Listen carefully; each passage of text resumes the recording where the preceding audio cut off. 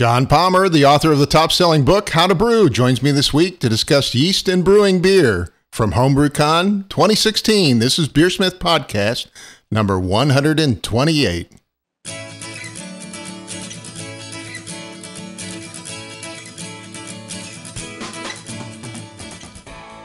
This is BeerSmith episode number 128, and it's late June 2016. John Palmer, the author of How to Brew, joins me in an episode recorded at Homebrew Con 2016 in Baltimore. Thank you, this week's sponsor, Craft Beer and Brewing Magazine. You get 6 amazing issues each year, packed with information for brewers and beer fans. This month's issue has a detailed focus on saisons, as well as brewer profiles and beercation ideas. I encourage you to check out this great new magazine for homebrewers at beerandbrewing.com. Again, that's beerandbrewing.com. And also Anvil, a new line of brewing equipment from Blickman Engineering. Anvil's new kettle strainer is just what you've been waiting for. Stainless steel construction and plug resistant, the filtration screen efficiently filters out your hops and trub. It's easily clean and attaches directly to your Anvil kettle. It's available now at a very attractive price of $44.99. Find out more about Anvil at anvilbrewing.com. Again, that's anvilbrewing.com. And finally, BeerSmith Software, the industry standard for home and professional brewers, lets you design great beer recipes and brew with confidence. Download your free 21-day trial from beersmith.com today. And check out the new version that's coming soon. 2.3 will be out in just over a month. It's in beta testing now. And now let's jump into this week's episode, recorded from the BeerSmith booth at Homebrew Con 2016. Coming to you from Homebrew Con 2016 show floor. Today I welcome my friend John Palmer. John, it's great to have you here. How are you doing? John is the author of How to Brew, as well as co-author of Water and Brewing Classic Styles. John has also co-hosted the How to Brew video series we did, available from beersmith.com/DVD. John's going to hold it up. There you go. Yeah, good stuff. Had a lot of fun doing those. So, John, how are you enjoying this year's Homebrew Con, man? Oh, it's been great. It's been great. Have you found any good beers here, really? Lots. I mean, yeah, too many to readily identify.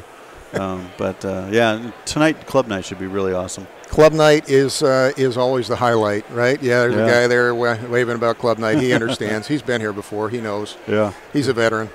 So, anyways, you've been on the show before talking about how you wrote How to Brew. Yeah. And you actually self-published it and stacked, what, like 10,000 copies in your garage or Just something? Just 5,000, yeah. 5,000 copies in your garage. And from what I understand, you're actually starting on a 4th edition now. So it's gone through 3 editions. We're into the 4th edition of the How to Brew book. What are some of the things we can look forward to in the new book?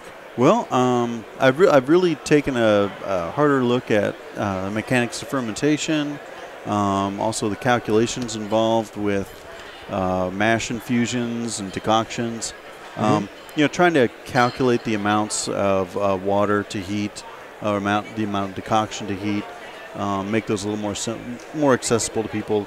The current edition's been out there for 10 years, but those sections of the book always seemed a little bit too complicated for me. You know, wasn't a little comfortable. I know some people say that the book is a little bit technical, a little on the technical side, the geeky. I know you're an engineer. Engineering side is, are those some of the things some of the criticisms you're trying to address? Yeah. I'm trying to make it a little more accessible, and plus, you know, just as an engineer, going back and looking at the equations, is this the best equation to use? Is it conservative?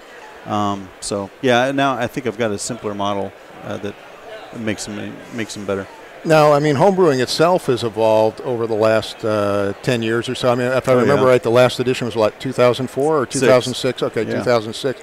So it's been a full 10 years. Right. I mean, what are some of the things that have changed in homebrewing over that same time? Well, brew in the bag is really the big one. That method has really come into prominence. So I've addressed some of those efficiencies and methods in the new edition. Also, fermentation science has gotten a little bit better. We have we have a huge explosion in the variety of ingredients available to us now. Well, that's malts, hops, yeast. So in the case of yeast and hops, there's really no way for me to try to capture all of them in the new edition. But I did what I did is I took a step back and started breaking those down into regions, and characters, So, English yeast, German yeasts, English hops, German hops, European hop, landrace hops, describing them from a little more general character. And then, fortunately, we got the internet, and for every new yeast variety, there are probably 5 different websites talking about it. So you can, you look up yeast and hop information pretty readily these days. And, of course, the way we use our hops have changed, too. Yes. I mean, there's big explosion of whirlpool hop utilization, big understanding now of aromatic hop oils that we really didn't have 10 years ago. That's right. Are you going to address some of those things in the new book as well? I do, yeah. I talk about hop bursting and whirlpool hopping. A couple of years ago, there was some presentations on the numbers, the IBUs that you get from whirlpool hopping and Sure. dry hopping. And so I've been able to incorporate some of those numbers as well. So, a lot better framework for helping new brewer understand what the effect of using these different methods is. Awesome. Well, I'm definitely looking forward. When is the new book coming out? I wanted to ask that. Sometime spring, summer next year. Spring/summer next year? 2017. Hopefully in time for Homebrew Con next year. Well, that would be great. Yeah. That would be awesome. We could have you on again and talk about it again. That'd be good. So today you wanted to talk a little bit about the life of a yeast cell. Right. Yeah. What does an average life cycle look like if you're a yeast cell hanging out? Well, from the yeast point of view, I think they've got basically 3 phases they go to. When you pitch them into your wort, there's the adaptation phase, where they're coming out of hibernation. They're a little bit reduced in size. Each cell is reduced in size, and they start taking in nutrients from the wort, fatty acids, amino acids, water, and sugars. I would assume. No. Well, not yet. Not yet. Okay. Yeah, a little bit, but not really. They're really working on building up. I mean, this is when they absorb oxygen. They start synthesizing sterols, build up their cell membranes, but they're also synthesizing other lipids. This is technically inaccurate, but it's close enough. They're building up their guts, the interior of the cell. They're building up their lipid reserves. And later, when they go into the high growth phase, after the adaptation phase, yeast grow by splitting. And when they split, they actually divide their guts with the daughter cell. So a yeast cell can only divide 3 to 4 times before their guts are used up, and at that point, that really marks the end of the high growth phase. Once they've split as much as their resources can allow, and by this time usually the fermentation is done, so there's no more food to eat. This is when they go into their what we call the stationary phase or hibernation phase, right? And and that's when they would settle out too. They would flocculate and settle at the bottom and wait for the next round of nutrients to come around. Cool. Well, let's walk through those in a little more detail. Sure. What about the adaptive stage? So start out with that. Okay. What are some of the chemical processes going on? I mean, you mentioned sterols. What's a sterol, and Yeah. what are they looking for? And what are some of the nutrients they need at that stage? Well, yeah, they're taking in amino acids, basic building blocks for proteins. They're also taking in fatty acids, which are part of a group of compounds called lipids. Lipids are like oils, waxes, fatty acids. Stuff you make soap out of, right? Yeah. And but they form, vital ester. Well, let's see. They're used in the formation of esters, but they're also used in various other organs, or not organs, but substances within the yeast cell. Sure. And the yeast takes in these resources, and they physically grow in size. About 15% in size. And once they got the resources they need to begin reproduction, that is to divide, that's when they start eating sugars, and they enter the high growth phase. Right. And so the high growth phase, they've already taken in the oxygen, made the sterols, made their cell membrane permeable, built up their guts. Now they start eating the sugars, and start dividing. And they have enough guts to divide 3 to 4 times before the sugars are used up. Yeah, you mentioned the limits to growth. Yeah. Well, what are the sterols, though? You were talking about those. Well, those are kind of important, aren't they? Yeah, I don't have my book in front of me, so I'm not real sure what the names are. I don't remember them off the top of my head. All the sterols, yeah. Yeah, but in general, they're organic compounds that are used as fundamental building blocks for the substance of the yeast cell. Right. And the organelles and the vacuole and other parts of the cell membrane. As a metallurgist, cell biology is a little outside of my usual knowledge base. I do try to learn it for the purposes of writing the book, but yeah. Well, typically, if enough sugars are available, they're again going to go into this growth phase where they're actively fermenting, and I assume that's where they create most of the ethanol or alcohol that we enjoy, right? Yeah. So walk through that phase for us. Okay. So during high growth, they're taking in the sugars and they're breaking them down inside the cell, producing energy, which we call ATP. Right. And this process also generates byproducts. You have some potential for other alcohols. You have acetaldehyde. Acetaldehyde is an intermediate compound, right? It's produced in the middle of fermentation, and then I believe it gets cleaned up at the end, right? Typically. Well, it's an intermediate step in the production of alcohol, and which is like the primary waste product from the cell. Right. And so, but if they're feeding heavily, and if the temperature is high, and if they're feeding heavily, it's like the yeast cell doesn't have time to fully convert the acetaldehyde to alcohol. And so they'll just excrete the acetaldehyde. And of course, the other case, if you have a stop fermentation or maybe weak yeast cells, they aren't going to complete the fermentation either. Right. Yeah. And then you'll end up with that bitter apple.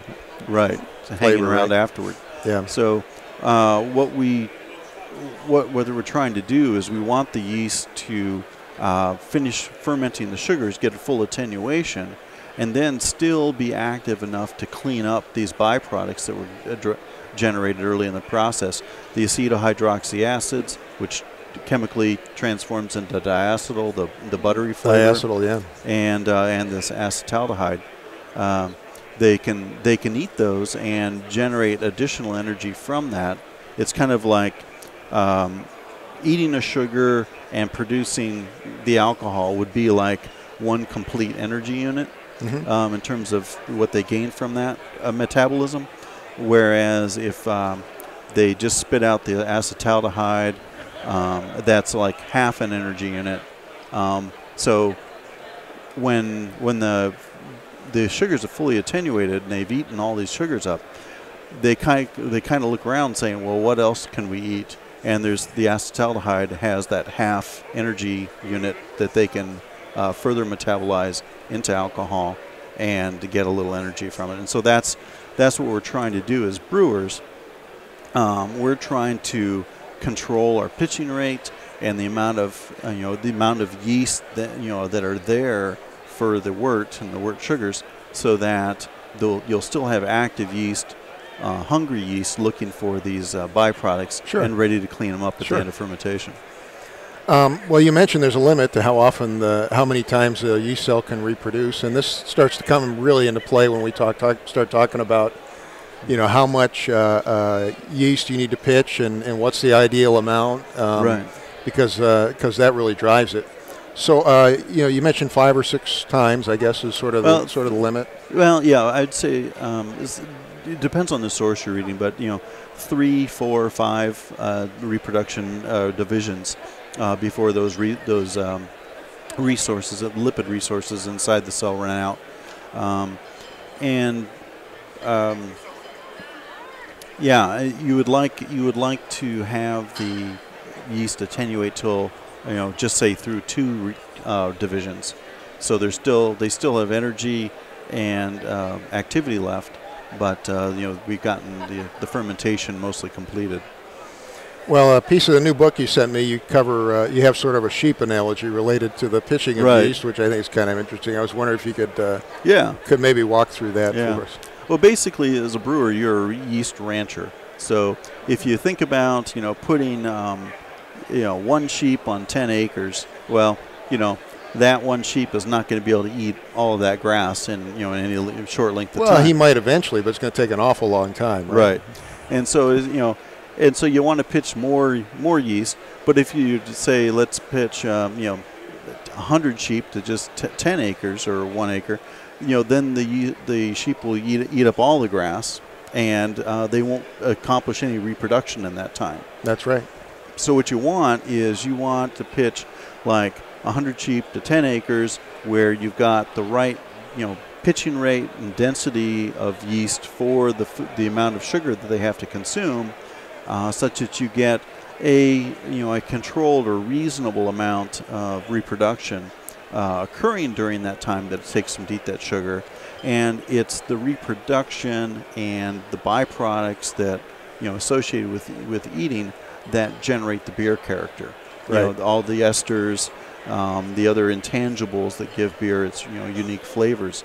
And so you want to be able to control that growth and the rate of growth to get consistent beers. So, I've heard a lot of people come to me and say, well, if I just pitch a packet of yeast or a vial of yeast, right, and it's going to grow to fill up all the space anyway, so, what's wrong with that? Yeah. Well, there's a lot of opinions and a lot of factors really that affect what the proper pitching rate is. In general, I think as an industry, we've kind of decided that 0.75 billion yeast per liter per degree Plato, right, is good for an ale. You can go lower, you can go down to a half, or you can go higher up to 1 billion per liter per degree Plato for ale. And and that's kind of strain dependent and dependent on how much fermentation character you want in the beer. Sure. Now for lagers, we tend to double that. So from 0.75 up to 1.5. You could go down to 1.25. You could go up to 1.75, even up to 2 billion per liter per degree Plato for a lager. Again, it depends on the other factors, in that wort and what that recipe calls for. But those ranges generally give you this,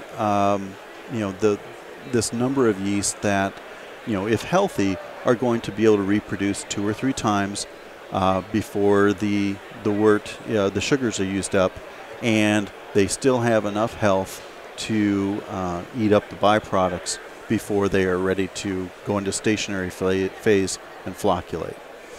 Now, why is the pitch rate for a lager, almost twice the pitch rate necessary for an ale? Well, that has to do with the fermentation temperature. Even though we talk about the differences between lager yeast and ale yeast, really they are very much the same microorganism, and they work slower at cooler temperatures. Even though they work slower. So you really need twice as many to do the same amount of work. Sure. In that same amount of time.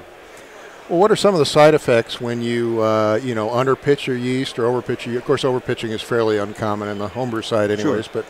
But what are some of the side effects if you underpitch your yeast, for example? Underpitching tends to stress the yeast, and you will get more byproducts being produced from a stress fermentation. Generally, you get more esters, which can be a good thing. Yeah. But you can also get more Fusel alcohols, more acetaldehyde. And acetohydroxy acids. There's a number of compounds that can be produced by a stressed yeast cell, and that generally comes from underpitching because you're forcing them to keep reproducing because there's still sugar available. They still see, a path to keep going, even though they're running low on their lipids, and they become a little bit impaired in their ability to metabolize the sugars. So underpitching is almost the equivalent of like pitching a not very healthy yeast. Right. And like I was saying, from a 0.75 pitching rate, you can go down to a half billion per liter per degree Plato. Degree Plato being about 4 gravity points.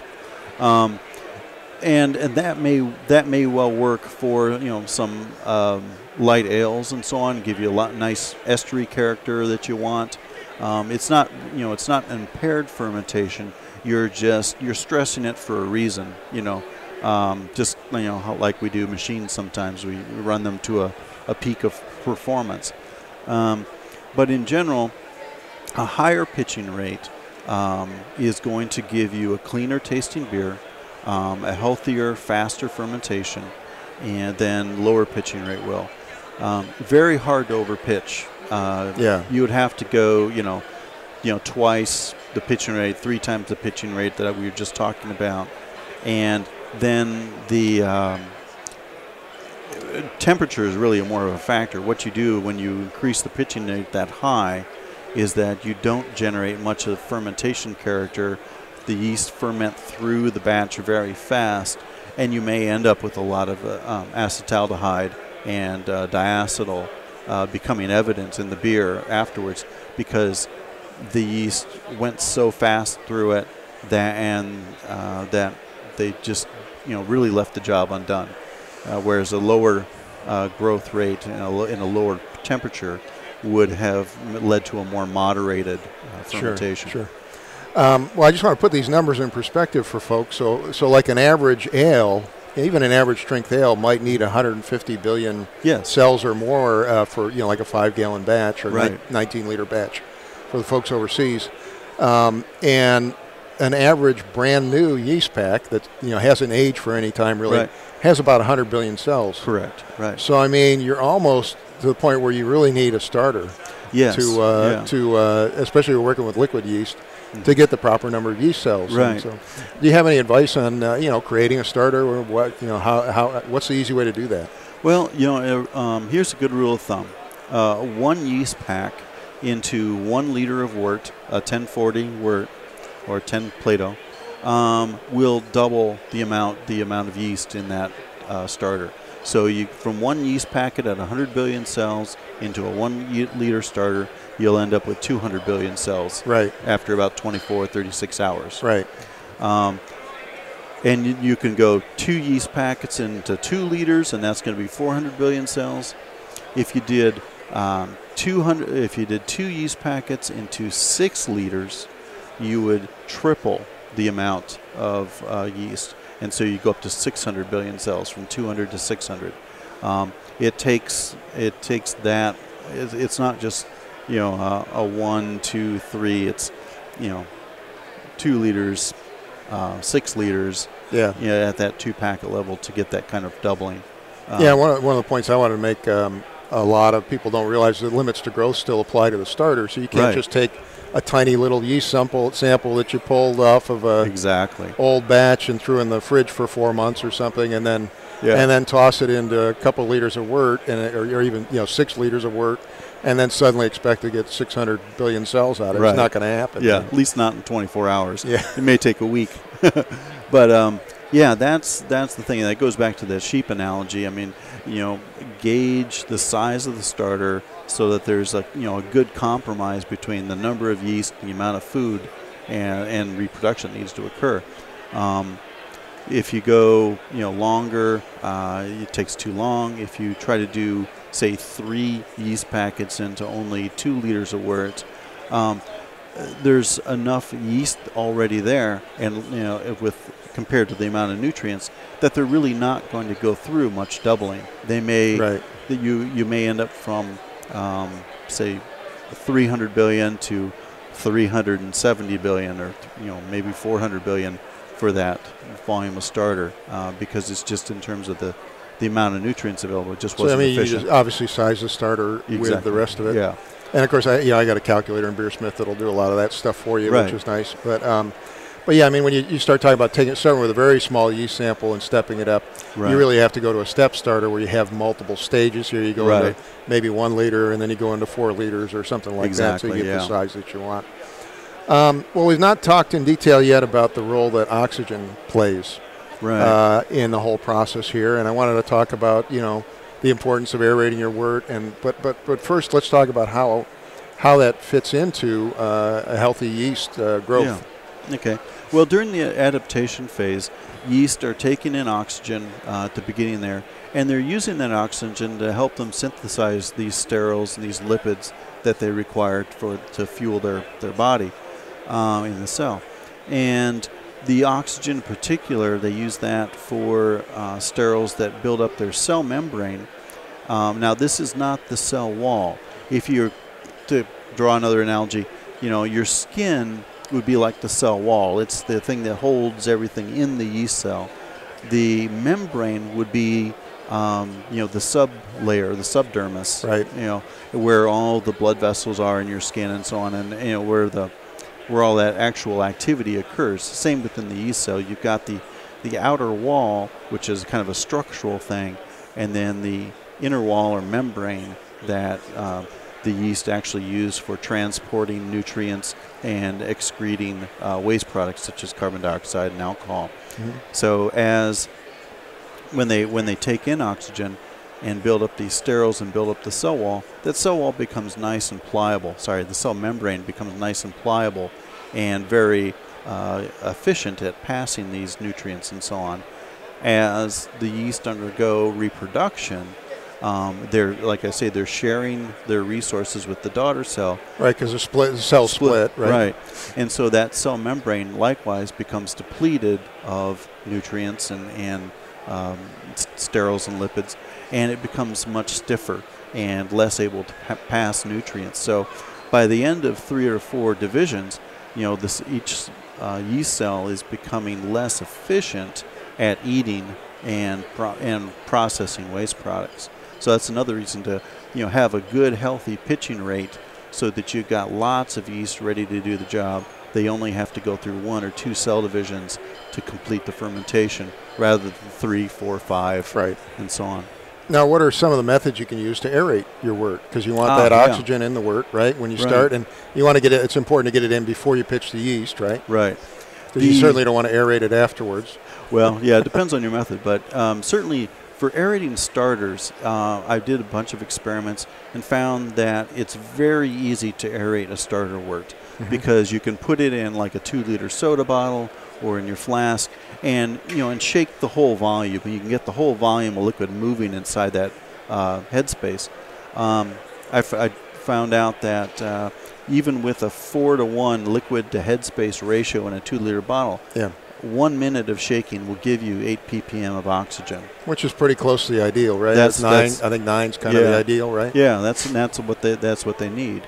Of course, when it comes to the full-size ferment, 5 gallons or 19 liters in your carboy or bucket, it's very hard to pick that up and get that whole volume moving. I tried. It doesn't work very well, but I try. Yeah. So actually, just like siphoning into a bucket and letting it splash and spray, as it comes in, that only gets you to about 4 ppm. Right. I did some experiments to verify that. The best way to do it is to use an air stone with an aquarium air pump or a small oxygen tank, and bubble air or oxygen into the wort for a period of time. Air, you can do 15-20 minutes. That'll be an aquarium pump and hopefully a filter or some kind, air filter or some kind. Right. Probably. So you get sterile air going in, and you can pitch your yeast and let that bubble, and that will give time for all the yeast to get the oxygen they need from the air. In the case of oxygen, pure oxygen being piped into the wort, you only need about a minute or so, depending on your flow rate from the tank. But that oxygen dissolves in and is much more soluble than the air, than the 4/5 nitrogen in regular air. So they get that oxygen a little more easily. Sure.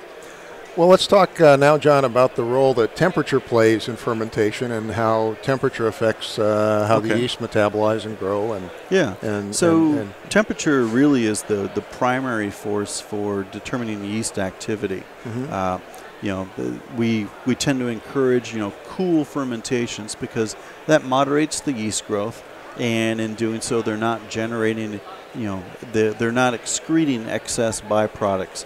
They're working, metabolizing a little slower, and using them as they produce them, and so you end up with a little cleaner beer, a little easier to mature or to condition, and get those byproducts cleaned up. Mm-hmm. But when you go to a higher temperature where they're fermenting faster, reproducing faster, then they start kicking out more of those byproducts.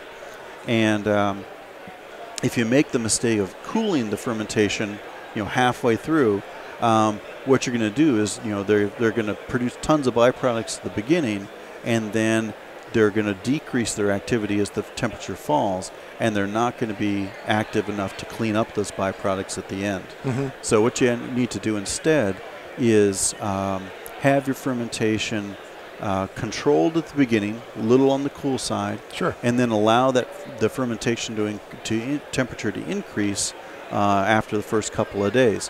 And so you decrease the amount of byproducts in the beginning and increase the temperature and activity yeast towards the end, and now they're much more active and looking to clean up those byproducts for you. Nice. Well, we talked a little about temperature. What about one other question I want to ask about the Fusel alcohols, of course. Oh, yeah. So you get to a higher temperature, you start to generate these secondary higher order alcohols. Right. Can you talk about those for a minute yet? Yeah. And what kind of causes that whole? Well, that gives you like a really strong alcoholic flavor in the beer sometimes. Even can taste like moonshine, right? Right. It gives you that hot alcohol, solventy kind of aroma and flavor. Those are produced partly by the metabolism of other amino acids in the wort. The yeast, and I'm getting into some technical stuff here, but the yeast tend to metabolize amino acids in a particular order. And you have your group A, your group B, and group C. They generally only work on group A and group B. But if they start going to the group C and group D, that's when they'll produce some of these Fusel alcohols, and high temperature tends to promote that. Also, excess amino acids will tend to promote Fusel alcohols, and very low amino acids will tend to result in these group C and D aminos being metabolized, and also results in some Fusel alcohols. Now, when the yeast run out of the nutrients and they run their course, right? Yep. They go into this hibernation phase. Can you talk a little bit about the hibernation phase and how that relates to things like storing your yeast, harvesting yeast, those kinds of things? Yeah. Well, the hibernation phase or stationary phase, that's when they've determined that they have eaten all the sugars in the environment. Maybe they've cleaned up all the byproducts as well, but mainly the main sugar source is gone. They're tired because they've gone through so many cell divisions. They're old, they're tired, they don't want to work anymore, and they clump together, flocculate, and settle out. Well, that's where flocculation happens, and right before they do that, they would look at the environment and they take what remaining nutrients there are and build up their glycogen and trehalose reserves, which are two storage carbohydrates that they can live off of, very minor metabolism, live off in this stationary phase when they settle to the bottom of the fermenter. And I'm trying to remember, I think the glycogen also plays an important role once they do reactivate, right? Right. When they get oxygen again, when they get exposed to oxygen again, they can use those glycogen reserves to burn and metabolize, and then really fuel activity as they go and look for more nutrients in a fresh wort. Sure. Well, we eventually get to the point where we want the yeast to fall out of the beer, or flocculate, as you described it, which is the fancy word for falling out of the beer. How can we help promote flocculation? And most of us want to drink the beer as quickly as we can, or at least get to taste it as quickly as we can. Right. How can we promote the yeast to flocculate and fall out of the beer? Calcium and temperature. Calcium is an important cofactor in flocculation. They only need a small amount, like 5 ppm, but depending on all the other wort factors, that may not be accessible to them. So generally having at least 50 ppm of calcium in your brewing water ensures that there will be enough calcium at the end of fermentation to facilitate flocculation. Temperature is a factor as well. The cooler the temperature, the easier it is for the yeast to clump together and settle out. So, but again, looking back at fermentation as a whole, before before the yeast flocculate and before you start cooling your wort to clear it and clarify it, you need to make sure that they've done that diacetyl rest, and you've raised the temperature and they've cleaned up the byproducts, and make sure that's completely done, and give them time to do that maturation, and before you start cooling the wort, and then everything flocculates out and the haze settles as well. So you're talking about the diacetyl rest. What is that, and how does that come into play? Okay, the diacetyl, especially for lagers, I guess it's important, right? Well, we talk about it most for lagers, but it really applies to ale beers as well. The diacetyl rest is that period towards the end of fermentation, towards the end of attenuation, when most of the sugars have been consumed, the yeast have undergone at least 2 divisions or so, and you want the sugars to be mostly done, and you want the yeast to start looking at the byproducts as an alternate food source. Raising the temperature at that time, 2, 3, 4 days into fermentation, it gives them the physical activity level and hunger to keep looking for those byproducts and cleaning them up.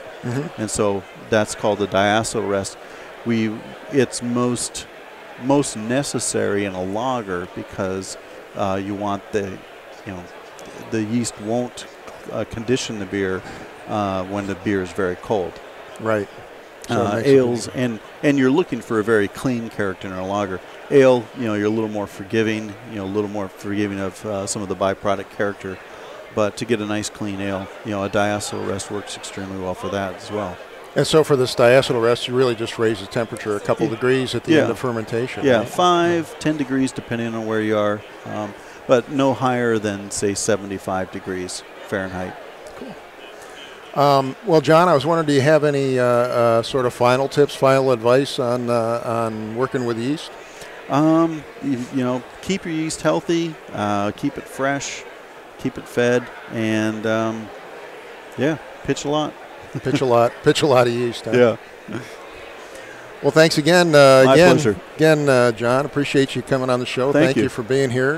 Again, my guest today is Mr. John Palmer, the one and only author of How to Brew, as well as Water, Brewing Classic Styles, and a number of other big projects you got going on. I know, John. Yeah. And of course, we're looking to the 4th edition of How to Brew coming next summer. Yep. Thanks, John. Thank you very much, Brad. Thank you. Take care. Thank you to my friend John Palmer for joining me at Homebrew Con 2016 in Baltimore. Thanks also to Anvil, the new line of brewing equipment from Blickman Engineering. Anvil's new kettle strainer is stainless steel filtration screen that's plug resistant and will efficiently filter your hops and trub. It easily fits over your Anvil kettle dip tube and is attractively priced at $44.99. Find out more about Anvil at anvilbrewing.com. Again, that's anvilbrewing.com. And also Craft Beer and Brewing Magazine. You get 6 amazing issues each year, packed with information for brewers and beer fans. This month's issue has a detailed focus on saisons, as well as brewer profiles and beercation ideas. I encourage you to check out this great magazine for homebrewers at beerandbrewing.com. Again, that's beerandbrewing.com. And finally, BeerSmith software, the industry standard for home and professional brewers, lets you design great beer recipes and brew with confidence. I have a new version of BeerSmith coming out in a little over a month. It's in beta testing now, version 2.3 coming soon. Download your free trial today from beersmith.com. Thank you for listening. I hope you have a great brewing week.